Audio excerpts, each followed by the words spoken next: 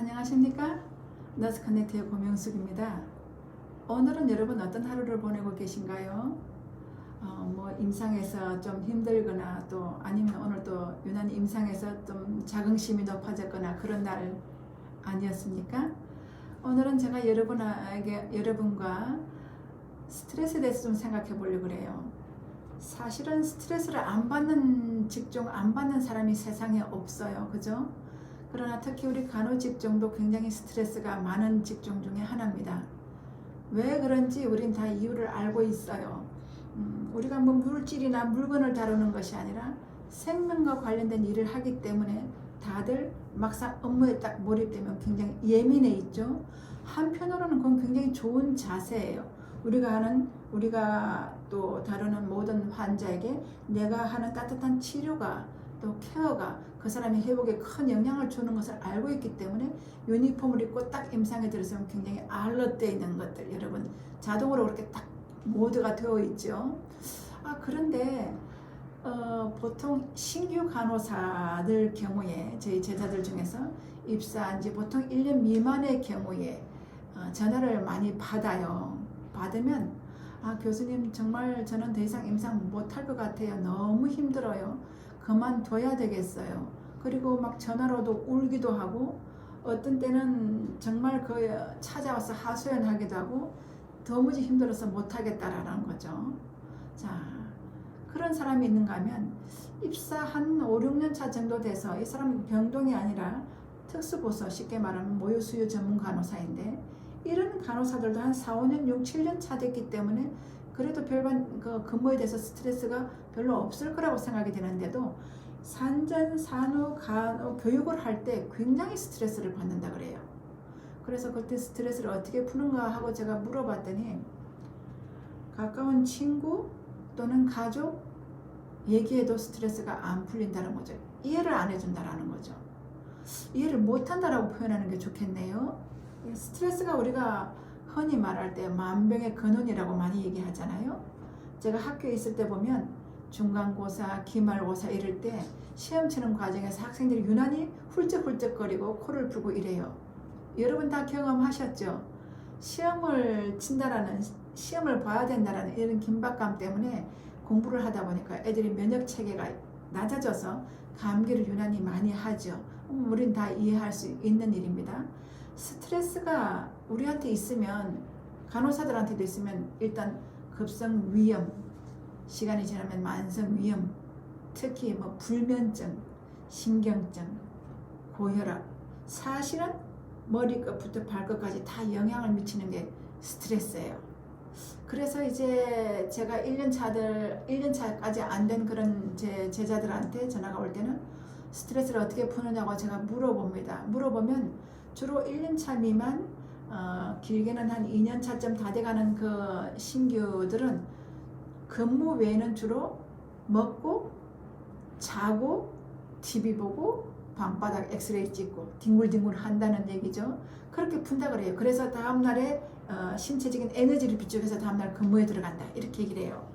그런데 한 3, 4년 차쯤 지나거나 아까 모유수유 전문 간호사 그런 경우를 얘기를 들어보면 자기는 근무 끝나고 동료들을 많이 만나서 차를 마시거나 식사를 하는 경우를 많이 가진다. 그런 자리를 가진다. 그래서 나는 이럴 때 대화를 이렇게 했기 때문에 어려웠는데 어떻게 대화했는지 또 내가 모르는 것이 무엇인지 많이 배우고 저 사람도 저렇구나 이렇게 많이 배운다 라고 얘기를 하는 거예요.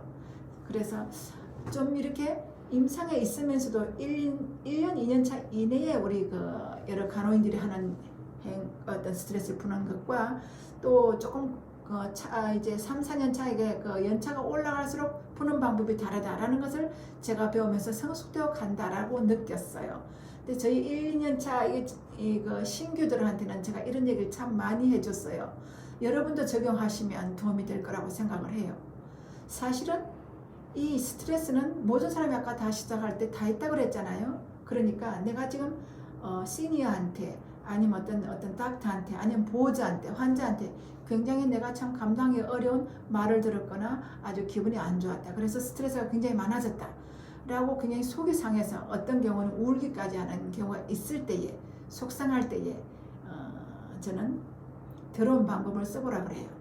지금은 드론이 굉장히 활성화되어 있지만 제가 이런 얘기를 할 때는 드론이 우리나라에 활성화되지 않았을 때예요. 그러니까 이렇게 얘기를 합니다. 자, 병원의 위에가 뚜껑이라고 생각하고 뚜껑을 이렇게 뚝 띄었다고 생각해 보세요. 그럼 뚜껑이 다 띄어지면 이렇게 내려다보는 자세에서 여기 내과, 외과, 중환자실 모든 파트에 나와 똑같은 신규나 2년차 이런 사람들이 근무를 하고 있다고 들여다보세요. 상상을 펴보는 거죠. 그러면 이쪽 병동의 간호사도 저쪽 신규도 나와 비슷한 처지에서 속상해하거나 때로는 울거나 아주 기분 나빠서 디프레스 되거나 그런 경우를 볼 수 있을 거예요. 이걸 본다라는 얘기는 무슨 의미입니까?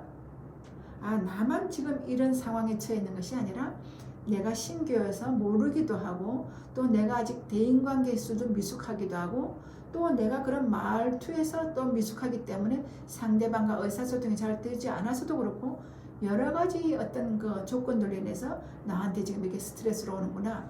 나만 아니라 모든 사람이 그렇구나라고 생각하면 훨씬 나만이 아니라는 것 때문에 위안이 될 거고 더 발전하고자 할 거다 라고 얘기를 해주곤 해요. 근데 참 교육자로서 굉장히 뿌듯한 것은 그런 간호사가 3년차, 5년차 뭐 이렇게 점점 지나면서 아주 적응이 잘 되어서 어느 날은 뭐 스승의 날이라고 찾아오기도 하고 때로는 전화해서 석사를 들어갔다고 하기도 하고 석사 끝나고 박사를 들어갔다고 하는 이런 제자들을 보면 너무 가슴이 참 좋고 또 그 제자들을 만날 때마다 기분이 좋고 대견스럽고 성숙돼 가는 것이 보여서 참 좋습니다.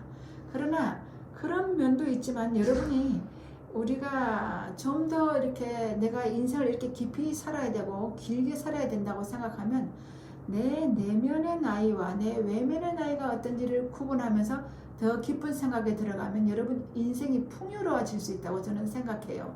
그게 무슨 얘기냐면 이 스티븐 코비가 그런 얘기를 했어요. 전 참 그때 많은 감명을 받았는데 여러분들 때문에 여성 간호사님들 아기들을 이렇게 자녀를 키울 때 보통 돌전에는 5개월, 6개월 막 이렇게 갈 때 예방접종하러 가면 주로 어떻게 하십니까? 옆에 아기 엄마가 아기를 안고 있는데 몇 개월이냐고 물어보고 자기 아이와 개월수가 비슷하면 보통 몸무게 몇 킬로예요? 어머 우리 아이보다 좀 더 크네요. 뭘 먹이나요? 이러면서 굉장히 아이의 성장에 관심을 가져요. 대부분 엄마들은 다 그렇죠. 아이들을 잘 키우고 튼튼하게 키우고 싶으니까. 그래서 모든 부모들이 자녀의 외적 성장에 굉장히 많은 관심을 가지고 키워나가요. 중학교 때도 마찬가지고 고등학교 때도 마찬가지고 그래서 잘 먹이고자 해요. 그런데 내면에도 있는 성장해야 되는 내면은 키우지를 못한다라는 거죠. 그래서 어떤 경우에는 외면의 나이와 내면의 나이가 불일치할 경우에는 그 나이에 맞지 않는 행동을 하는 경우의 사람들이 있어요. 오히려 내면이 더 성숙해서 어린아이지만 더 훨씬 성숙한 말을 하거나 행동하는 경우도 있어요. 그것도 너무 아이가 어른스러운 거고 어른이 너무 아이스러운 거고 이 밸런스가 맞지 않으면 사회생활에서도 굉장히 스트레스를 받을 수 있어요. 근데 조금 서두에도 얘기했지만 우리가 다루는 것은 생명이에요. 그러니까 동료와도 서로 스트레스를 주고받지 않는 관계를 유지해야 되고 또 어떤 경우에서 다른 직종과도 그렇지 않은 좋은 관계를 유지해야 되는 것이 우리가 성숙해가는 과정 중에 우리의 타스크, 우리의 일일지도 몰라요. 그래서 제가 오늘 여러분들에게 이 스트레스를 관리하는 방법 중에 뭐 병원 뚜껑을 열어봐라, 드론을 띄워봐라, 아니면 또 동료들하고 맞춰서 식사하면서 그 사람들이 어떻게 변화되고 어떤 지식을 내가 부족한지 들어봐라. 굉장히 다 좋은 방법이지만 병원에서 여러분에게 의사소통이나 여러 가지를 위해서 주는 교육을 잘 받아 드시고 소화를 잘 하셔서 내 내면의 나이와 아이와 내 외면의 이 성숙도가 매치가 되고 있는지 그런 것들에 대해서 깊이 생각하고 사색하고 관련 서적을 보고 가까운 친구들과 그런 얘기를 해서 내면의 나이와 외면의 나이를 맞추시면은 여러분이 스트레스를 덜 받고 오히려 더 다른 분들을 이해하게 되고 다른 사람에게 위안을 주게 되고 스트레스 쌓여서 굉장히 힘들어하는 동료들이나 친구들을 위로해 줄 수 있어서 함께 아주 롱런 할 수 있겠죠. 또 그런 것들 때문에 병이 나서 환자복을 입고 우리한테 오는 많은 대상자를 우리가 관리하거나 케어를 하고 있지 않습니까? 그래서 시간 날 때마다 제가 여러분들에게 레코멘드 하는 것은 내면의 나이와 외면의 나이를 일치시키는 삶을 살면 좋겠다.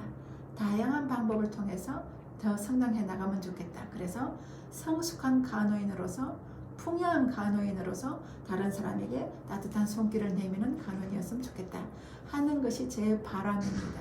자, 오늘은 우리가 스트레스에 대해서 생각해 보았습니다. 여러분 이 짧은 이 영상 속에서도 도움이 되기를 바라며 또 더 성숙한 모습으로 발전하는 그런 모습을 갖게 되기를 바랍니다. 다음에 또 다른 주제로 여러분을 찾아오겠습니다. 감사합니다.